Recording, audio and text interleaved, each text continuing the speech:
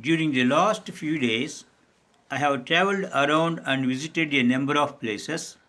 First of all, I went to the forward areas where I found the Jawans of the Army and Air Force in excellent spirits.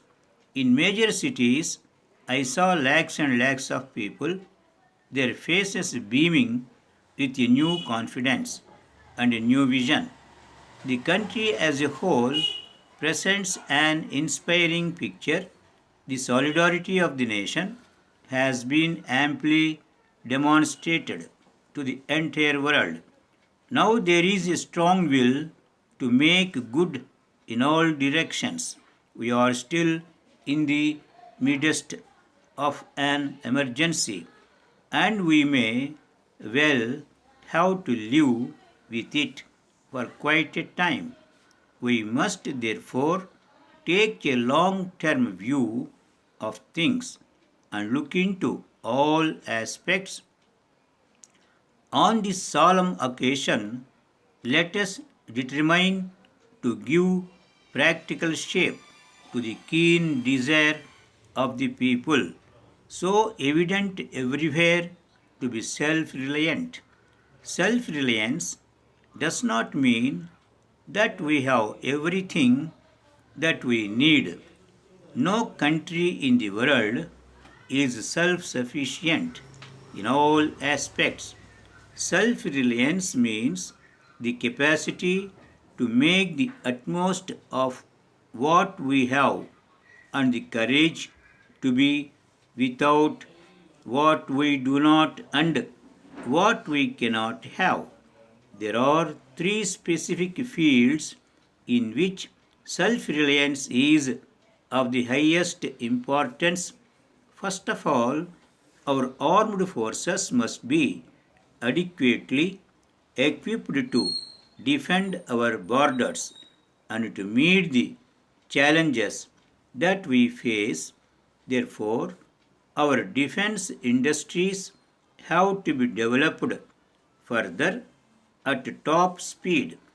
Next is the question of self sufficiency in food, about which I spoke to you only a few days ago. While we should be grateful to those who extend their help, we must be ready to stand on our own feet, not in some distant future, but here and now. We must think of the ways and means to generate the resources that we need for our development and defense through our own efforts.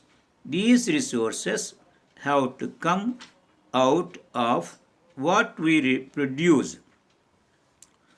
Good proportion of it has to be set aside for current consumption.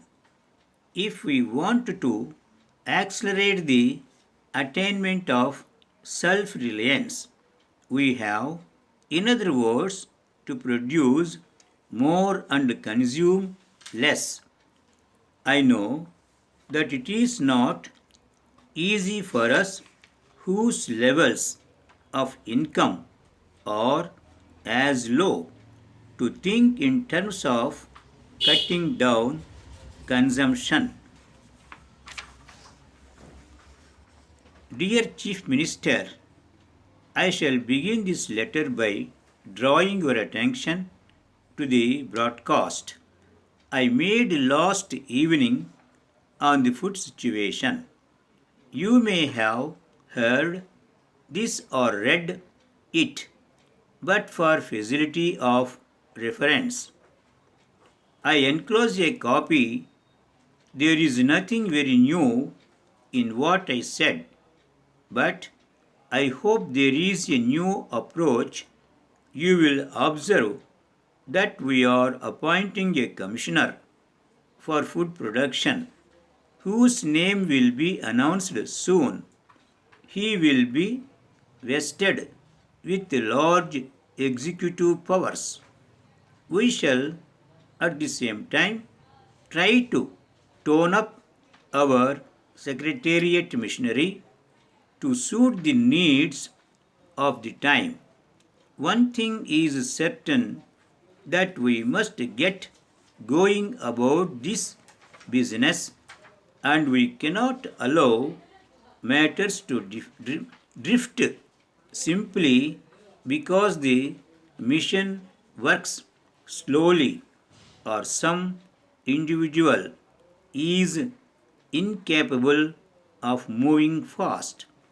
Whatever we may do at the center, the problem remains essentially a state one, and everything depends on what the states do in this regard.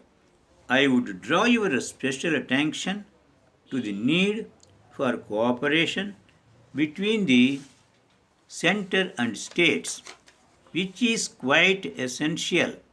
I trust that you will take early action to appoint a commissioner for food production in your state as early as possible.